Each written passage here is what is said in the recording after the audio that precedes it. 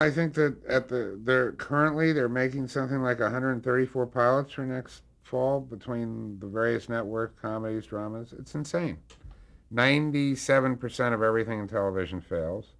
But the most insane idea is that beginning in December through May, but I mean, there's this period of about 6 weeks where everybody is trying to get pilots made that have had them ordered. So they are all going after the same pool of available actors, the same pool of available directors, the same crews. Um, if you're first out of the box, you have a better chance of getting people, but everybody gets played off against each other. The actors with no experience whatsoever because somebody saw them at something now have these huge quotes that they're holding out for, their agents are holding out for because you need them for a pilot. It is unrealistic because on most dramas they spend 3 to 4 times what you're going to spend on an average episode. So you get situations like The Fugitive where they spent $10 million on the pilot 3 years ago, and every episode after that looked like the cartoon version. There was no money or no ability to have what they had in the original. Um, Beyond that, it is dependent. Pilots then are dependent on network testing, and testing. To give you some example, probably on NBC, which is the network I know most intimately, the lowest testing pilots of the past 15 years consistently: Hill Street Blues, Law and Order, Seinfeld. Anything that is not in the mold that people are used to seeing tests badly. Conversely, the only shows that are usually breakout successes are the shows that people haven't seen before or a version of they haven't seen before and go, oh, this is really cool. So the testing invariably kills what may be perceived as the ugly babies, but the ones that were going to grow up to be supermodels, because it is not a system that encourages creativity or uniqueness. It is a system that rewards mediocrity and sameness because that's what's familiar. So, on a testing basis, it's flawed. On an economic basis, it's flawed. And on an audience basis, it's flawed because there is no the otherwise it wouldn't be like throwing darts at the stock quotes and picking what you're going to invest in. That there is no consistent guideline as to what makes a pilot into a good series except a gut reaction from somebody.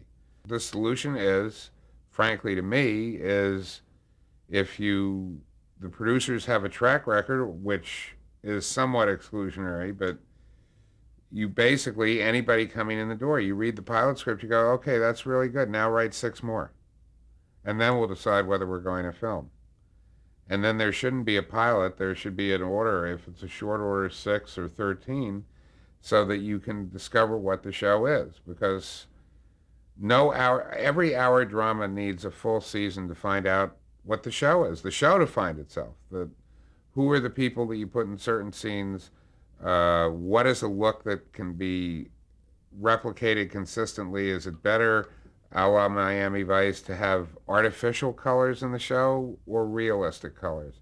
Should the color be saturated the way it is on ER or totally desaturated the way it is on Law and Order so that it looks more like a documentary?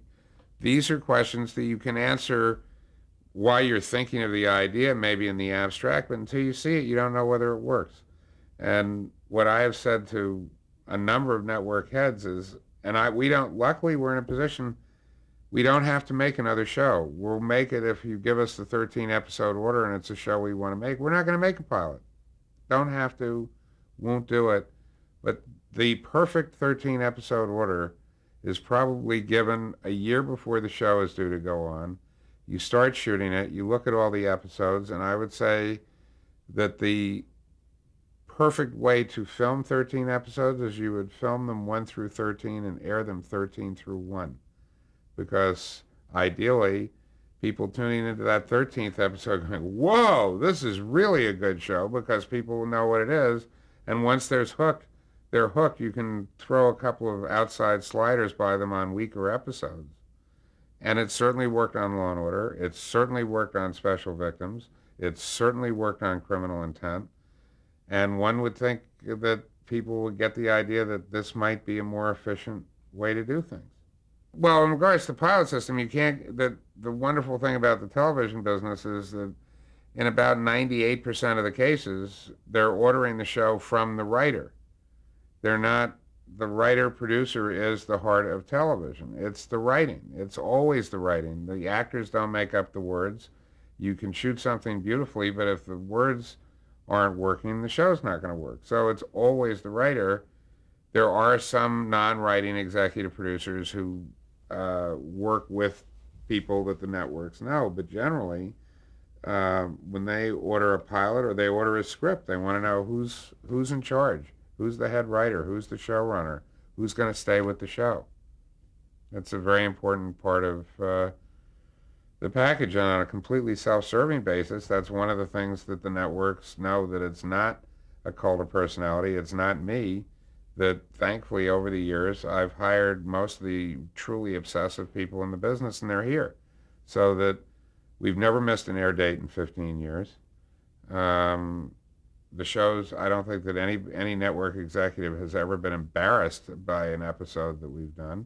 Some of the shows have worked, some of the shows haven't, but they've all been produced at a very consistent high level of production and casting and writing.